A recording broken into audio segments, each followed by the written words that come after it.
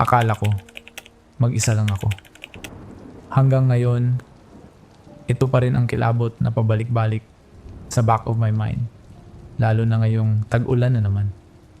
College student ako noon sa Maynila. Nakatira ako sa isang lumang boarding house. Malapit sa University Belt, sa Sampaloc. Luma na yung building. Manipis ang pader.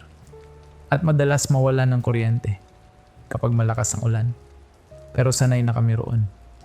Isang gabi, mag-isa lang ako sa kwarto. Umuwi ng probinsya ang roommate ko. Malakas ang ulan. Mga 2:00 na ng madaling araw. Bigla akong nagising. May narinig akong tunog. Parang may naglalakad sa loob ng kwarto. Akala ko daga lang, kaya binaliwala ko. Pero maya-maya, may narinig akong paghinga. Mabagal, malalim, at parang malapit lang. Napadilat ako. Tahimik ang buong kwarto. Naririnig ko lang yung ulan sa bubong at yung paghinga. Hindi ako gumalaw, hindi ako nagsalita. Nakatingin lang ako sa kisame hanggang sa maramdaman kong may lumubog sa kabilang bahagi ng kama. Parang may umupo. Doon na ako napabangon. Binuksan ko agad ang ilaw.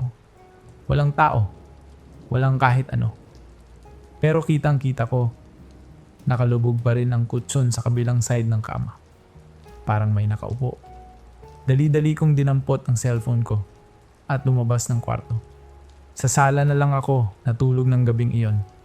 Kahit malamig, kahit mahirap, matulog dahil sa lakas ng ulan.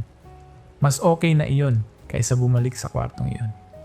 Hanggang ngayon, hindi ko pa rin alam kung sino o ano ang nakaupo sa kama na iyon nung maulang gabing iyon. Hindi na rin naman naulit ang nangyari na iyon.